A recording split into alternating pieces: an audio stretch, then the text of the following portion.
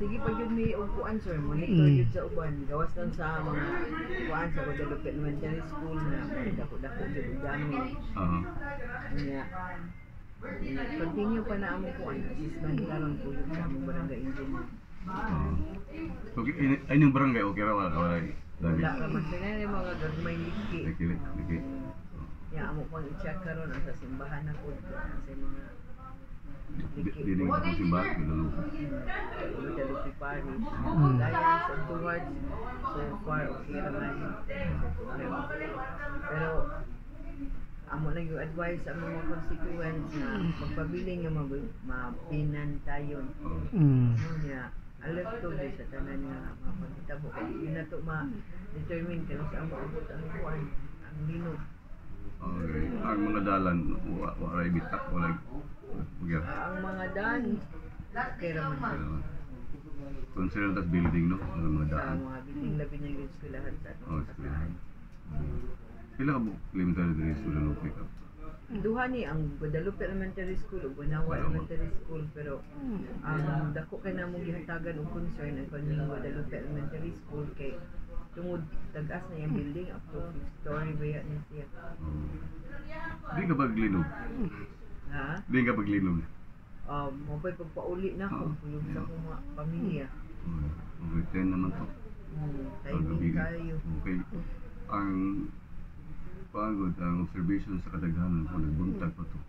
Kalinog. Dahil mga bata na mas kaya magdinagan na yan ito. Maratol ba? Masyak. Abisan ako sir na ratol ko ga.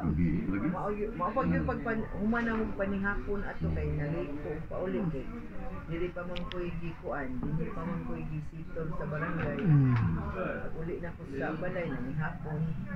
After na nihapon mo doy maglinog. Nya kuyog ko sa mga apo. Ya, ayawan ko kay ang katong among 1 year old mo ray na to sa taas. Kulbaan sad. Paano mo kay na naman ibuot ba? Pero after anak gi pa nag-growing gyud ang mga angkuan ang sa among disaster team. May mga naangol. So far wala man sa Okay, last question. Arita sa baha. Kasi man part sa Guadalupe, bahaon diri. Ang Guadalupe yun, sir, na himutang mga yun sa kanin mo. Pag nasa stove area mo ba? Oo. Himutang mo mo kuan sa nganan. Especially kaning Guadalupe Heights. Kaning sa dapit sa Banawa, yung mga area. Kaya among lantaw, negotiate na sa development terasas kay na mga during silang construction manggod na excavation nila mga bato mahug mo ini clog up sa among uban nga kuan drainage. Pero so far mo ni cooperate naman sila sa among request nila nga tan-awon din nila man ilang kuan sa excavation. Okay. Ang kanig yung basura. Basura, concern ka sa basura. Tibok Guadalupe, no?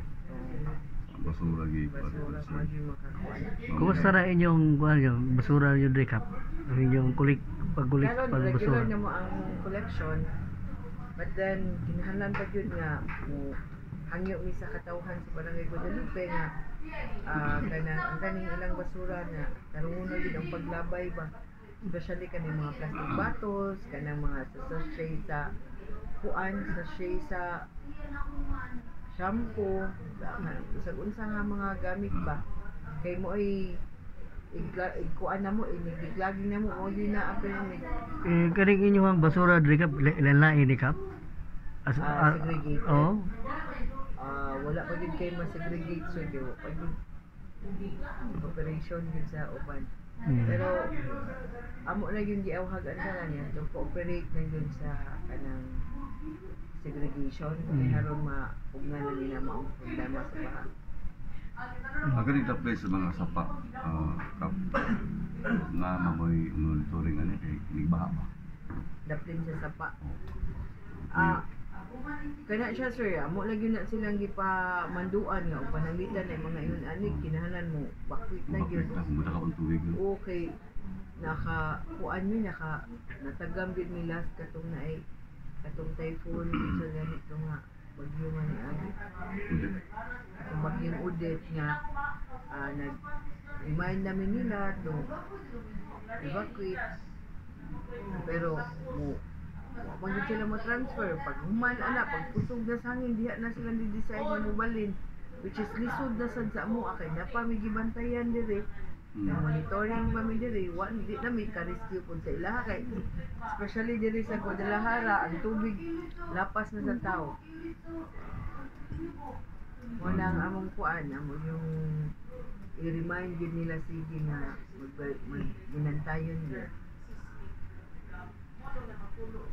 Sige, Kap. Good luck. Salamat kayo may gusto ni Salamat sa Kapol.